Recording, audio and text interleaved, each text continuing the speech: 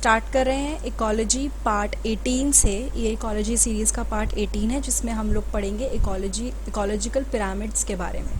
You must be familiar with the shape of pyramid. आप सबको pyramid की shape का पता होगा, किस तरह के पिरामिड देखते हैं। जो पिरामिड की बेस होता है, ठीक है, अगर यहाँ पे हम देखें, एक नॉर्मल स्ट्रक्चर ही बना देती हूँ मैं आपके लिए। पिरामिड को जब हम देखते हैं तो जो उसका बेस होता है, बेस मतलब ये वाला पोर्शन जो होता है, ये कैसा होता है, ब्रॉड होता है, चौड़ा होता है, और ऊपर की तरफ से ये नैरो होता है, मतलब बहुत ही शार्प होता है। ठीक है। Now one gets a similar shape whether you express the food और एनर्जी रिलेशनशिप बिटवीन ऑर्गेनिज्म। जब आप लोग या फिर कोई भी जब फूड और एनर्जी रिलेशनशिप दिखाने की कोशिश करता है ऑर्गेनिजम्स के बीच में, तो सेम काइंड ऑफ शेप मिलती है। ठीक है। डिफरेंट ट्रॉफिक लेवल आपको देखने को मिलते हैं जिसमें आपको क्या दिखता है, किस तरह का रिलेशनशिप है। अभी हम इसको अच्छे से समझेंगे। This relationship is expressed in terms of number, biomass और एनर्जी। जो ये रिलेशनशिप है फूड और एनर्जी को लेके डिफरेंट काइंड ऑफ ऑर्गेनिजम्स में, तीन तरह से इसको समझ सकते हैं। Number, pyramid of number, biomass, pyramid of biomass, and pyramid of energy. The base of each pyramid represent the producers. जब हम यहाँ पे इस पिरामिड को रखेंगे तो हमें ये समझ में आएगा कि जो बेस है इस पिरामिड का वो किसको दिखा रहा है, वो प्रोड्यूसर्स को शो कर रहा है। लाइक अगर ये बेस है तो ये प्रोड्यूसर्स को दिखा रहा है। ठीक है। और the first trophic level, while the apex, जो सबसे ऊपर वाला पार्ट है, वो क्या रिप्रेजेंट कर रहा है, टर्शरी और टॉप लेवल कंज्यूमर। नीचे वाला अगर बेस दिखा रहा है तो ऊपर वाला टॉप लेवल कंज्यूमर्स को शो कर रहा है। The three type of ecological pyramid that are usually studied are, यानी कि जब हम पिरामिड्स की स्टडी करते हैं, जो तीन तरह के पिरामिड्स को हम पढ़ते हैं, pyramid of number, pyramid of biomass and pyramid of energy. ये तीन तरह के पिरामिड्स हैं जिनकी हम स्टडी करते हैं। अब जैसे आप एक एग्जांपल लीजिए फिगर 14.4a का। यहाँ पे हमने कौन सा पिरामिड स्टडी किया है, देखिए इसमें हम लोग स्टडी कर रहे हैं अबाउट नंबर के बेसिस पे। ठीक है। तो ये नंबर क्या है, प्रोड्यूसर्स का नंबर है, फिर ये प्राइमरी कंज्यूमर्स का नंबर है, ये सेकेंडरी कंज्यूमर्स का नंबर है, और ये फाइनली टर्शरी कंज्यूमर्स का नंबर है। ठीक है। तो नेक्स्ट वाला आपका पिरामिड ऑफ बायोमास है। ठीक है। कितना ड्राई वेट है, प्रोड्यूसर्स बहुत ज़्यादा है, फिर उसके बाद जो कंज्यूमर्स हैं, प्राइमरी कंज्यूमर्स वो कितने हैं, सेकेंडरी कंज्यूमर कितने, टर्शरी कंज्यूमर्स कितने। यहाँ पे ये जो पिरामिड है जू प्लैंकटन, पिरामिड ऑफ बायोमास कहाँ का है, ये एक्वेटिक इकोसिस्टम का है। ये इन्वर्टेड हो गया, हमेशा से अब हमारा बेस क्या था, चौड़ा था, लेकिन इस पिरामिड में हमारा बेस छोटा हो गया। क्यों? क्योंकि जो प्राइमरी कंज्यूमर्स एक्वेटिक इन्वायरमेंट में होते हैं वो बहुत ज़्यादा होते हैं, और जो प्लांट्स जैसे कि फाइटोप्लैंक्टन्स वो नंबर में कम होते हैं। अब होता क्या है, उन लिमिटेड नंबर ऑफ फाइटोप्लैंक्टन्स पे आपका पूरा का पूरा जो एक्वेटिक इकोसिस्टम के एनिमल्स हैं सारे के सारे उन पर डिपेंडेंट होते हैं। जैसे कि एक एग्जांपल देती हूँ, एक फाइटोप्लैंक्टन को एक छोटा सा जू प्लैंक्टन भी खाता है, उसको कई बार एक फ़िश भी खाती है। वो फ़िश के ऊपर जितने भी ऑर्गेनिजम्स हैं वो सब कुछ डिपेंडेंट हैं।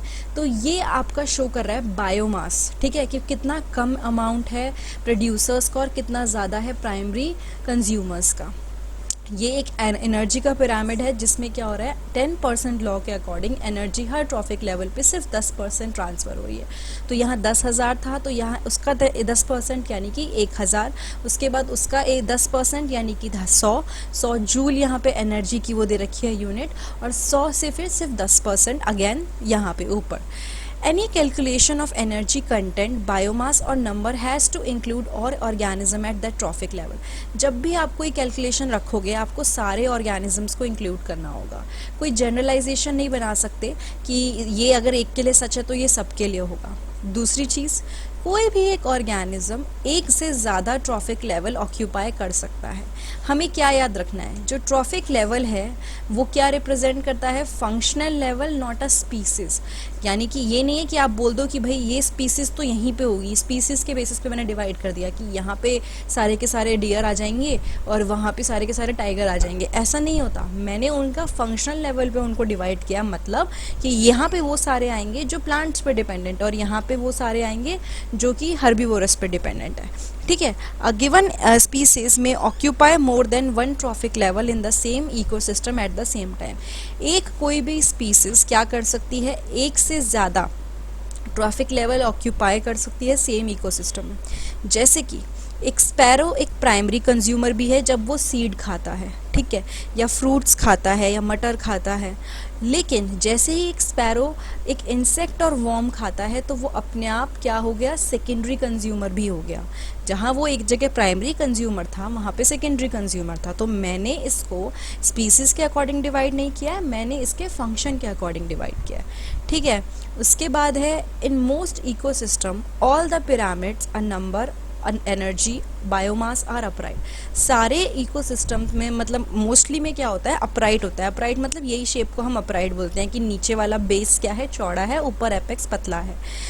लेकिन अभी पढ़ते हैं, producers are more in number and biomass than herbivorous. Mostly upright क्यों होता है, क्योंकि जो प्रोड्यूसर्स होते हैं वो नंबर में ज़्यादा होते हैं और बायोमास में भी ज़्यादा होते हैं हर्बीवोरस के कंपैरिजन में, ठीक है। और हर्बीवोरस ज़्यादा होते हैं और बायोमास ज़्यादा होता है कार्निवोरस के अकॉर्डिंग। ऑल्सो एनर्जी जो लोअर ट्रॉफिक लेवल पे होती है वो हमेशा क्या होगी, higher, always more than at higher level, यानी कि यहाँ पे जो ज़्यादा होगी एनर्जी हमेशा ज़्यादा होगी, ये कभी भी इन्वर्टेड नहीं हो सकता। क्यों, क्योंकि इस पे अगर एनर्जी आपकी है तो वो अगले पे कम होगी ही होगी और उसके बाद अगले पे कम होगी 10% लॉ के according.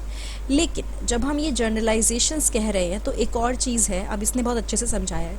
If you were to count the number of insect feeding on a big tree, what kind of pyramid would you get. आप अगर काउंट कर रहे हो इंसेक्ट्स को जो एक बड़े से ट्री पे, बहुत बड़े ट्री पे हैं और उसको वो उस पे खा रहे हैं, नाउ आप एस्टिमेट ऐड करो कि जितने नंबर ऑफ स्मॉल बर्ड्स हैं जो इंसेक्ट्स पे डिपेंडेंट हैं या फिर जो लार्जर बर्ड्स हैं जो छोटे बर्ड्स को खा रहे हैं, तो आप शेप देखोगे तो बहुत ही अलग शेप दिखेगी आपको नंबर्स के अकॉर्डिंग। यहाँ पे नंबर जो प्रोड्यूसर का है वो एक है, लेकिन कितने सारे आपके जो एनिमल्स हैं वो उस पर डिपेंडेंट है। तो यहाँ पे पिरामिड ऑफ बायोमास भी आप ले सकते हो, ठीक है, या फिर एनर्जी भी आप लोगे तो अपराइट आएगा। अब देखो ये इंपॉर्टेंट है, मैं इसको हाईलाइट कर देती हूँ। जो पिरामिड ऑफ बायोमास होता है सी में वो इन्वर्टेड होता है। क्यों, क्योंकि जो बायोमास है फिश का वो फाइटोप्लैंक्टन से ज़्यादा होता है। कहाँ की बात हो रही है, यहाँ की बात हो रही है। हमेशा जो हायर ट्रॉफिक लेवल होंगे उनका बायोमास ज़्यादा होगा, किससे, इनसे जो यहाँ पर होंगे। Now pyramid of energy is always upright. जो आपकी पिरामिड ऑफ एनर्जी होती है वो हमेशा अपराइट होती है, उसको आप इन्वर्टेड नहीं कर सकते, क्योंकि एनर्जी फ्लो एक ट्रॉफिक लेवल से जब नेक्स्ट पे होता है तो हमेशा डिक्रीज इन एनर्जी होता है, ठीक है। हर स्टेप पे एनर्जी लॉस होगी ही होगी। Each bar in the energy pyramid indicate the amount of energy present at each trophic level. हर एक बार जो एनर्जी पिरामिड में है वो क्या शो करेगा, कितनी एनर्जी प्रेजेंट है हर ट्रॉफिक लेवल पे, ठीक है। Now however there are certain limitations of ecological pyramid such as it does not take into account the same species belonging to 2 or more trophic level। यानी कि कुछ limitations हैं, कुछ points हैं जो इकोलॉजिकल पिरामिड्स में ध्यान नहीं दिए जाते, जैसे कि वो सेम स्पीसीज को कई बार अकाउंट में नहीं लेता जो एक ही ट्रॉफिक से ज़्यादा, एक ट्रॉफिक लेवल से दूसरे ट्रॉफिक लेवल पे भी प्रेजेंट होती है। दूसरी चीज़, ये हमेशा सिंपल फूड चेन अज्यूम करता है जो कभी भी एग्जिस्ट नहीं करती है, हर बार कॉम्प्लिकेशन बढ़ती है। ये फूड वेब पे ध्यान नहीं देता, ठीक है, यहाँ पे फूड वेब के एकोमोडेशन के लिए कोई चांस नहीं है। दूसरी चीज़, इकोलॉजिकल पिरामिड में सेप्रोफाइट्स को कोई जगह नहीं दी गई, भले ही वो इतना इम्पॉर्टेंट रोल प्ले करते हैं इकोसिस्टम में। तो ये अगर आप देखेंगे तो आपको समझ में आ गए होंगे अलग अलग तरह के पिरामिड्स, ठीक है, बायोमास, नंबर एंड एनर्जी को लेके।